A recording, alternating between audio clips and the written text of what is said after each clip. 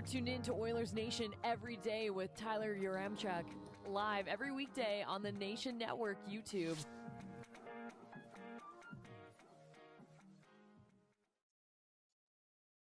We are live. Welcome into Oilers Nation every day, live from the Sports Closet studio.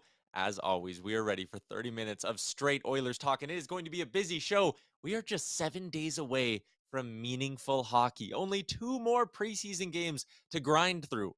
We're going to preview tonight's preseason matchup against the Vancouver Canucks. We're going to get you your line combos. We're also going to chat with our friend Frank Seravalli. But first, I want to share with you some big news from our neck of the woods as a playmaker making some big moves today. You know that meme or that TikTok trend that was going around of Borat when he's like, this is my neighbor. You know, I get the alarm clock, he get an alarm clock. That's how I feel with this live show. We get a live show. It goes well for 2 days. And then all of a sudden, Flames Nation feels like they need a live show as well. But Boomer, Pinder, Warner, that is going to be fantastic barn burner. It's going to be live right before us on the Nation Network YouTube. And also, our boy Nick Alberga and former Leaf Jay Rosehill. They are teaming up for Leafs Morning Take, also live right here on the Nation Network YouTube as well. So a bunch of big things happening here on the channel. We're going to be live for like a few hours every day. It's going to be a ton of fun. And we'll maybe have a little bit more on that when we bring in Frank Seravalli as well. But first, let's talk a little Oilers. It's a big preseason game tonight. Let's get into what we're watching with the lead.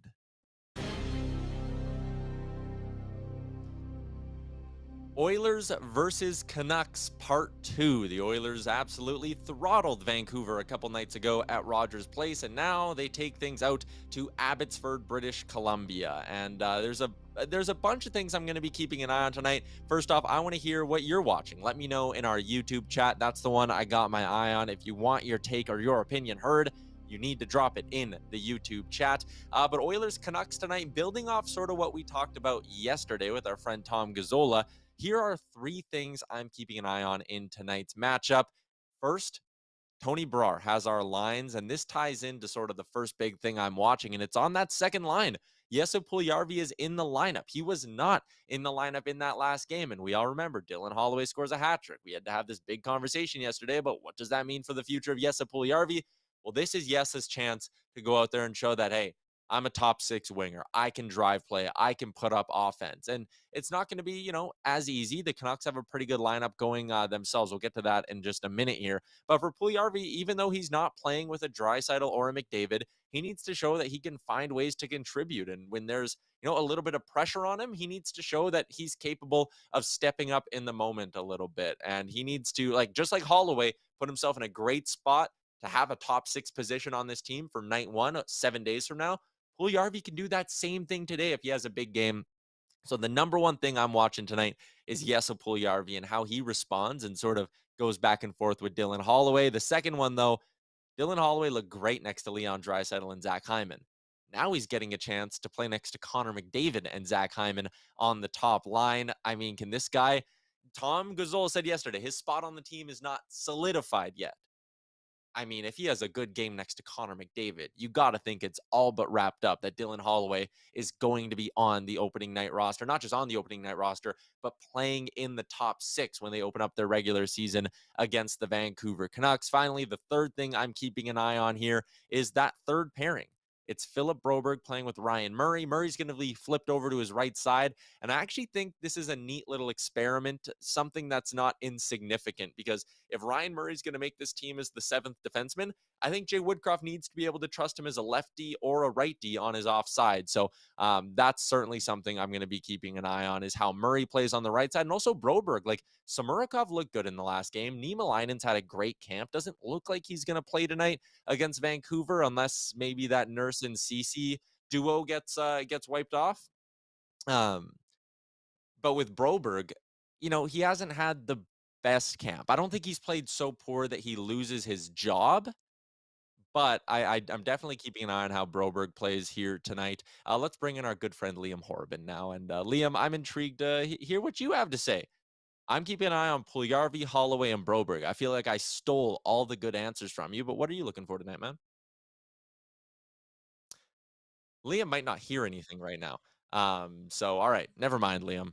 Great work. We'll get your take on things a little bit later on. Like I said, we're also going to be joined by Frank Seravalli in a little bit. That's coming up in just over 5 minutes.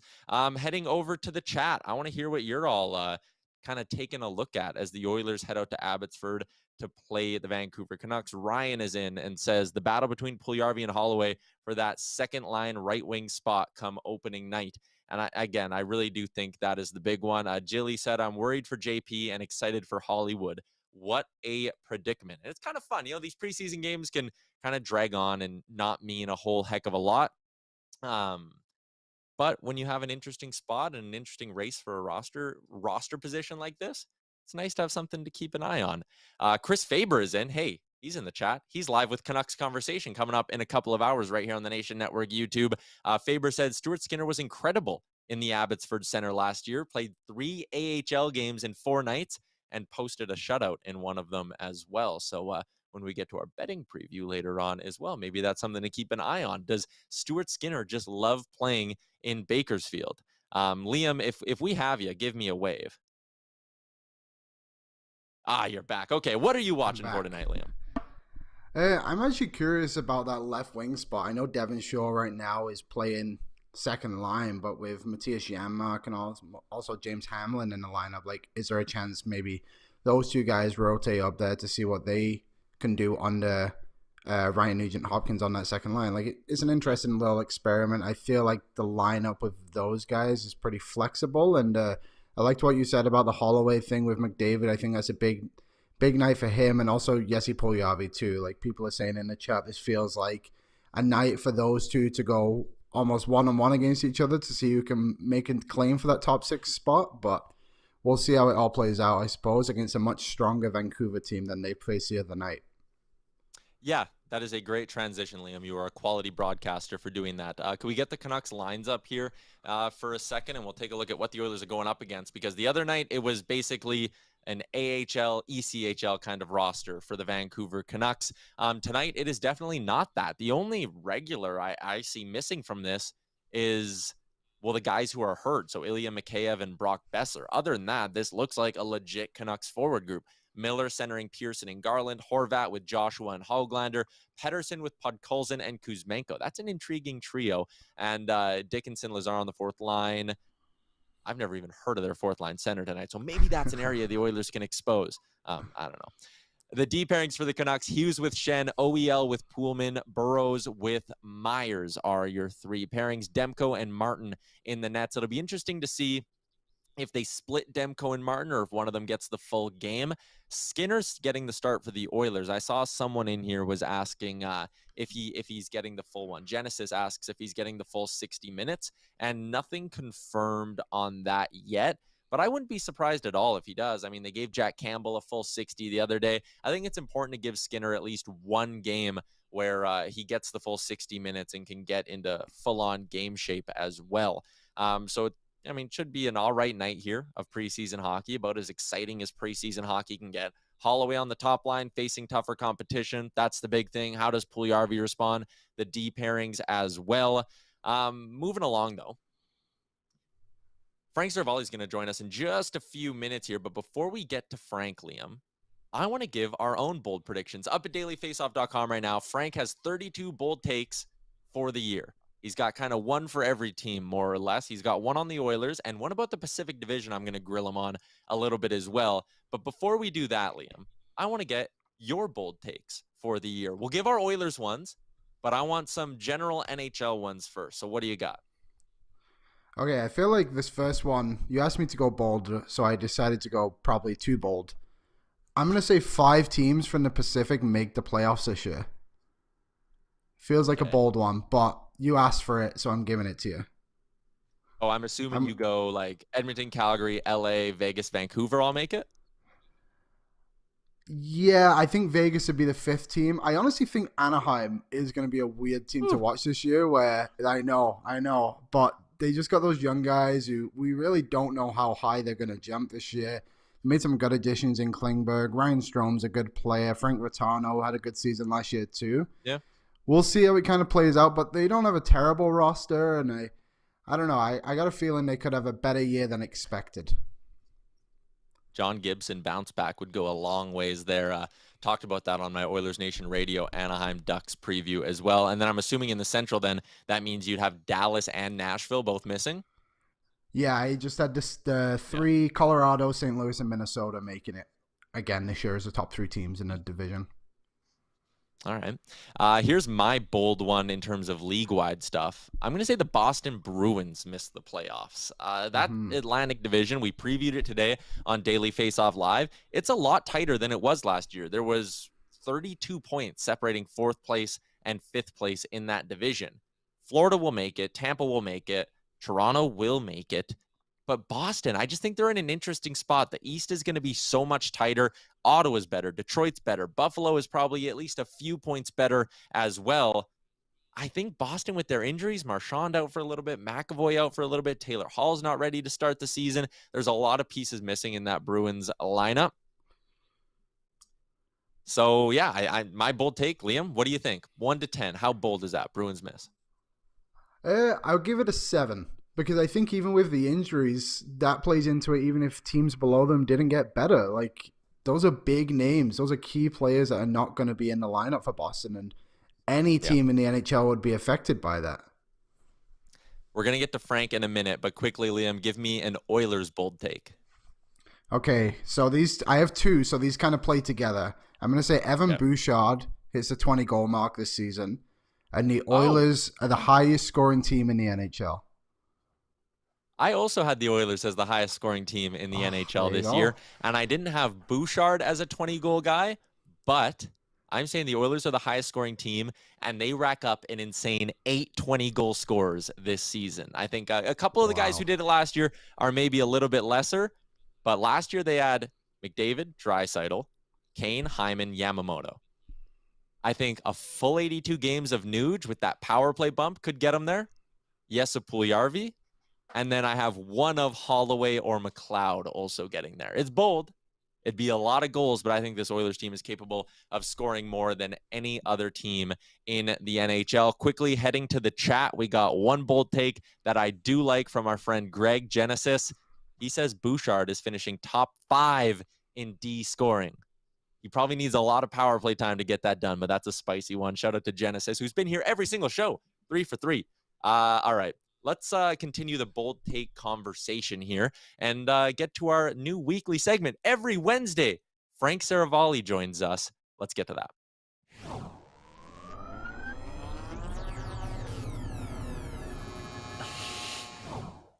It is the Insider's Notebook this week with Frank Seravalli. Frank, welcome to Oilers Nation Everyday. Yeah, thanks. Glad to be here. So excited for your new show. It looks awesome. And it's interesting. You guys were talking about Evan Bouchard, and if that happens, if Liam is correct and he scores 20 goals, which I don't think he's quite going to get there, but anytime you spend significant amount of time on that power play, you're going to have a real opportunity to get there. Wouldn't that mean that you'd like to get a contract extension done with Evan Bouchard before the season starts, before it potentially gets more expensive? I actually happened to check in on that a few days ago, and I'm told that there has been very little progress made. In fact, no progress made to this point on an extension between the Oilers and Evan Bouchard. But like I said, if you're the Oilers, you'd probably want to get that done sooner rather than later. Yeah, especially heading into a year where he's probably going to spend a more significant amount of time on that power play unit. He scored a ton at 5-on-5 last year. And if his power play time on ice doubles this year and that production doubles and he starts inching towards that 50-55 point mark, then all of a sudden an extension for Evan Bouchard is going to get very expensive. I agree. They should be looking to lock that up right away. I want to go to your bold predictions article, Frank, and the one you had for the Edmonton Oilers, which was centered around Evander Kane hitting the 40-goal mark. Walk us through that. Yeah, I just think there is truly no better stylistic fit on the planet to play with Connor McDavid than Evander Kane. And you look at how he stepped into their lineup last year, not just in the regular season, but also did it in the playoffs, had a monster playoff campaign. That's why he's back. And for all the things that you can say about Evander Kane off ice, will he fit with this team? Will there be any hiccups for Evander Kane off the ice? You have to park all that because no one's ever questioned his ability as a hockey player. And when you have someone like Connor McDavid that has the puck on his stick as much as he does, And I think the Oilers have done a really deep dive in terms of how McDavid and Draisaitl operate on the ice. Kane goes to a different area than those players do. And that's why he is that perfect stylistic fit. So you saw what he was able to rip off in just a little more than a half season. I think he gets to a career high 40 plus goals this year. And by the way, one of my other bold predictions was Connor McDavid hits the 50 goal mark for the first time in his career. So you got Kane at 40, McDavid at 50, and Draisaitl was at 50 last year. That's a whole lot of goals from just 3 guys. Moving along, there's one bold prediction, Frank, that our chat is not going to like you for. They're going to be fired up. The pitchforks are going to come out. You have the LA Kings winning the division. What's up with that? Come on. Well, hold on a second. So Oiler fans should actually be thanking me because I didn't really pick a lot of Oilers team-based predictions this year. And as I'll remind you, in 2018, I picked the Oilers to win the Stanley Cup after their last successful playoff run, and they didn't make the playoffs. So fans in Calgary are cursing me for saying that the Flames will make it to the final. I'm just saying, Oiler fans should be happy that I picked the Kings to win the division. Maybe that means they won't make the playoffs. Unfortunately, I don't see that happening because I think the Kings are a vastly improved team when you consider the fact that they took the Oilers to 7 games last year and didn't have Drew Doughty and Victor Arvidsson in the lineup. Oh, and by the way, they went out and added an 85-point scorer in Kevin Fiala. You have Quentin Byfield, who continues to take another step. Their defensemen that are young are going to continue to grow, and Doughty is fired up. He was so happy with his start of the season last year before he went down with injury. He was having a Steven Stamkos type turn back the clock year. And so if you get Doughty at, sort of 3 or 4 years ago, Drew Doughty level, well, he's a franchise altering player. And so that's why he's on the contract that he is. I think the Kings could have a monster year if they can get their goaltending right. And the goaltending is going to be a huge question mark. And that's the one spot where I'll disagree with you on the Kings is in the second half of that season, their goaltending took a major hit. And part of it was probably health, and a healthier blue line will help with that. But I'm just not sure if we were to go Mike McKenna style and rank the tandems in this specific division, the Kings are pretty far down there, in my opinion. But where are the Oilers? I would if off the top of my head, I'd probably go Calgary 1, Vancouver 2, Edmonton 3 with Campbell Skinner. Both of them were above 9-10 last season. I'm not a Jack Campbell guy. I mean, I think there's significant reservations about Campbell and the Oilers net moving forward. I know he's on a long-term deal. Which guy is he? The guy that we saw for which part of the season last year for the Toronto Maple Leafs? And I just think that could be a potential issue for the Oilers moving forward. I need him to prove it before I could put him, above some of those other teams. And when you look at Quick, he actually had a pretty good year last year. It was Peterson who really struggled, and I just don't think Peterson could possibly be as bad as he was last year. Yeah, and that's a good point as well. A bounce back from Cal Peterson is something that could definitely happen. Another big, bold prediction you had in this article was centered around Austin Matthews. Is he going to run this thing to the max? Is he going to be the highest paid player in the NHL if he gets a new extension done? I think it's certainly possible. Look, I have no doubt that he's going to get an extension done in very short order with the Toronto Maple Leafs once he becomes eligible on July 1. I think when you look at his ability to be a trendsetter, taking a shorter 5-year deal for the first time, a lot of people are thinking, hey, he's going to go short term again, and it's up to the Leafs to get as many years of Austin Matthews that they can. I think they're going to try, and I think the only way to entice him when we know that the salary cap is going to be going up in a real significant way is to offer him close to that max. Connor McDavid was at 16.7% of the cap when he signed. To get Austin Matthews to go a little bit higher to the max of 20, I think that's the way to get it done. 8 years times the max of 16.7 gives you a nice and tidy rounded up number of 134 million, which just happens to match his jersey number. All in good fun, whether it's 8 years, 5 years, I don't think that matters. It's going to be expensive, and Austin Matthews is going to be well paid, and he's going to be a Leaf for the long term. What is the obsession with hockey players and getting these contracts that have something to do with their jersey number? I swear this doesn't happen in any other sport. I think it's actually a staple of Austin Matthews' agent, Judd Moldover. Like, for whatever reason, that's his trademark. He's done it with all of his guys. He factors in that number in some way. So you've got Austin Matthews, Roman Yossi, Carter Hart, all these guys repped by the same agent. I think it's sort of like his trademark. That's interesting. Finally, I remember a couple of years ago when you would do your hits on the lowdown on 1260. I'd call you and I'd say, Frank, it's time for your weekly question about Ryan Nugent-Hopkins, because his extension dominated that year. This year's version of that is just Jesse Puljujärvi. So I will not let you leave any of these segments without asking you about Jesse Puljujärvi. This is going to be really painful. And honestly, who knows how much longer it'll continue, because I don't know, maybe he's not an Oiler forever. So we're hearing a lot of stuff because Holloway scored the hat trick, and then it was article after article about, oh, what does this mean for Puljujärvi's future? Are those two tied together at all, or is it still just the Oilers need to get a certain return if they're going to move Puljujärvi before the start of the season?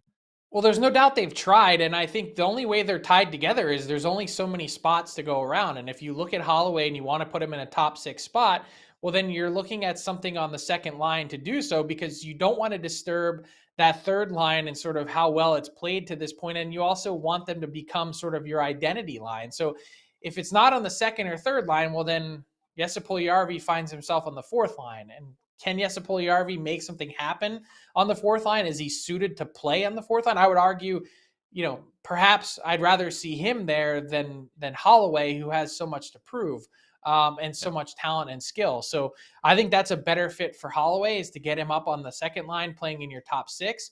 And if that's the way it's going to slot out, if Foegele is going to hold down that third line spot and continues to play with McLeod and Nuge, well, then whether Nuge is at center or McLeod is at center, whatever it is, you got to get something from Puljujärvi to prove to you that he warrants that second line consideration over Holloway. And so this is a big few days for Jesse Puljujärvi in terms of his future with the Oilers. And if not, I think if you're in the Edmonton front office, you're sitting there saying, should we try and put him on waivers? Like, I mean, I think it would have to be a consideration at some point, given the issues that you have with your cap, because if you can't move him, and let's say, to this point, there hasn't been a market for him. I doubt very highly that they'd put him on waivers, but I said you'd have to at least entertain the conversation. It would create $3 million in cap flexibility for you. And yes, you could say it's poor asset management. You wouldn't be getting anything in return. But the flip side of that is, if he plays out this year at $3 million and you don't know what his production's like, at the end of it, he's probably walking anyway, and you're getting nothing for him. So I don't know. It's a fascinating next 5 days for Jesse Puljujärvi and his future. This story might never go away. Frank, just 2 more quick things before we let you go. Big day today for our company at Playmaker, announcing a couple of new live shows. We have like a full stable of live content every day. It's just awesome.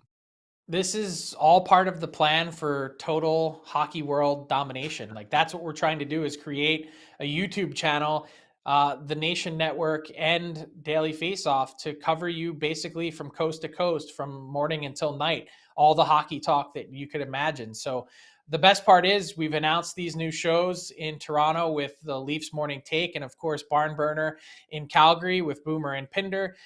Jay Rosehill and Nick Alberga are going to be running the ship in Toronto. You've got your show here, Oilers Nation Everyday. We've got Daily Faceoff live at 12 noon Eastern every day, and then Canucks Conversation out west at 1 p.m. Pacific, once those boys get back from the rink practices and morning skates. And so the best part is we're going to continue to build. We've got other cities and places that we want to tackle. I'm looking at you, Montreal, Ottawa, and Winnipeg, and then we'll continue on from there. So we've got you covered every which angle on the Nation Network. And finally, Frank, since you dedicate so much time to digging up information about our hometown Edmonton Oilers, I will end every single one of these segments with giving you a fun fact about the city of Philadelphia, so our listeners can learn to enjoy where you're from a little bit more. So did you know the first piano in America was built in Philadelphia in 1775? I did not. 1775, that's a long time ago. Well, now you do know it, Frank. Thanks for joining us today on Oilers Nation Every Day. Look at that. Fun facts. See, I learn something every time now. I'm excited. All right, let's get to the wrap.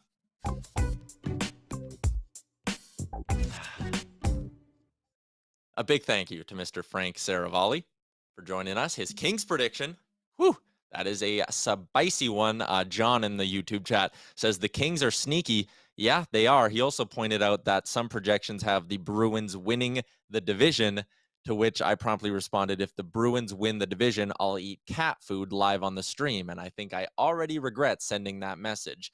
So anyways, big shout out to Seravalli. Lots of good stuff there. Oilers not close or not really talking about an extension with Evan Bouchard. That's something that I view as mildly concerning. Again, if this guy pops this year, what are you looking at? Do you have to start, is Zach Werenski the comparison if Bouchard goes off for 60 to 65 points this year because he goes on a heater and the power play's sick and Tyson Barrie doesn't get as many 5-on-4 minutes? Like, I don't know. It'd be concerning to go through this whole year with Evan Bouchard, have him go off, and then you're sitting here for the next 8 seasons going, if we would have just locked him up before the year, we could have gotten him not on an Oscar Klefbom deal because he's not signing for $4.25, but could you have gotten him right now if you buck up $5.75 million? Do you regret that at all? I don't think that's a number that you would regret at any point. So I would love to see him go and push hard to get a Bouchard extension done. It just doesn't appear to be in the cards. Liam, I'm going to bring you back in here, and I'm going to wrap this thing up with a few more bold predictions. I'm going to throw them your way. I want you to give me a 1 to 10 rating on how spicy you think they are, all right? All right. Starting in the Pacific Division, I'm going to say the Seattle Kraken don't come last in the Pacific, and just in terms of point growth, they'll be the most improved team in the Western Conference. I'll give it a 6 because I do think San Jose will be the worst team in the division, and I think Seattle did have a lot of good additions this year. And I mean, you have to imagine like Philip Grubauer maybe has a bounce back year too. Yeah, the Grubauer bounce back is a big one, and I'm a big fan of Matty Beniers. The next one I got, Connor McDavid. Not only will he hit the 50-goal mark, he will finish the year with 51 goals, 92 assists, and he will be the first player this century to hit the 140-point mark in the NHL. I'll give it a 5 because I think McDavid is capable of doing literally anything he wants to. So you got to get bolder with me, Tyler. Come on. Oh, man, that McDavid one. I also had the one about the 820 goal scorers, which was probably my boldest take, along with the Oilers will be the highest scoring team in the NHL. So that was my bold one. I also had Evan Bouchard. Genesis kind of stole this one, but I had Evan Bouchard finishes top 10 in scoring by a D-man and cracks the 55-point plateau. I'll give that one an 8 because we just don't know if he's going to be on the power play every night. If he's on the power play, then yes, I think he can do that because we've seen what he can do just a 5-on-5 scoring anyway. Fair enough. Fair enough. We got a comment in here from, I just lost it, Flynn McCoy, who says, can I sponsor the 4th S on the sign? And yes, we are looking to launch a GoFundMe so I can afford the final S that I need to spell out Sports Closet Studio down here. I don't know. We'll see if that can happen. You know, letters are expensive. But shout out to our friends at the Sports Closet. They've supplied us with these 2 beautiful Oilers Royal Blue home and away jerseys, and they're available now, sportscloset.ca, or if you're in the Edmonton area, they have stores at the St. Albert Mall, Kingsway Mall, and out in Sherwood Park. And they got great prices on these as well. So check out Sports Closet for all your apparel needs. Maybe you're a Blue Jays fan. Jays playoff schedule dropped the other day. They're going to start things on Friday. Maybe you want a new Jays cap. Check out our friends at the Sports Closet. Liam, we're going to wrap up the show with our Betway betting segment. Oilers in action tonight, preseason hockey. What do you think? Yeah, we'll go through this one quickly. There's not a lot of lines outside of the basic ones tonight with it still being preseason, but I got a feeling Vancouver will want to put a couple of goals past the Oilers tonight. So I like the over at 6.5, and the fact that McDavid's playing for the Oilers too helps them, and Holloway is going to need to score, Puljujarvi. So we'll go with the over, 6.5 minus 106, and of course we just got to go with the Oilers on the money line. When they're plus money, you got to take it. Plus 137 to win the game. So we'll go Oilers money line and the total 6.5 goals over. I love the over. I think that's a great spot. McDavid's in the lineup. Oilers scored a bunch against Vancouver. That blue line's not that good. I dig the over. I don't know if I love Oilers to win just because, you know, Demko should be playing. That's a pretty loaded Canucks forward group. We don't know if Draisaitl and Kane are playing because they skated in Abbotsford. That is something we didn't touch on earlier. They skated in Abbotsford, but we don't know if they're in the lineup. I agree with you on the over, Liam. That 137 price that our friends at Betway have on the Oilers is tempting, but I think it might be just a little bit of a trap. So thank you to Liam. Thank you to our friends at Betway here. And just to wrap up, I'm going to promptly ignore any talk of cat food in the chat. I may have made a big mistake. This is not good. I should not have said anything like that. But it was in the moment. Oh, well. And what else? There was a bold take. NGX Nasty says, bold take. Handsome Jay Woodcroft wins Coach of the Year. I like that as well. I ran that past Tom Gazzola yesterday when we were doing our true or false segment with him. And he thinks there's a chance Woodcroft could be a finalist. And if you're a finalist, you got a shot. Oilers Canucks tonight. Preseason action from Abbotsford. That is going to be a wrap for Oilers Nation Everyday. Shout out to Betway. Shout out to Sports Closet for sponsoring the Sports Closet studio. Liam, our technical producer, Alex, and the big man himself, Frank Seravalli. We are going to be back tomorrow talking a little fantasy hockey. We'll chat with you then.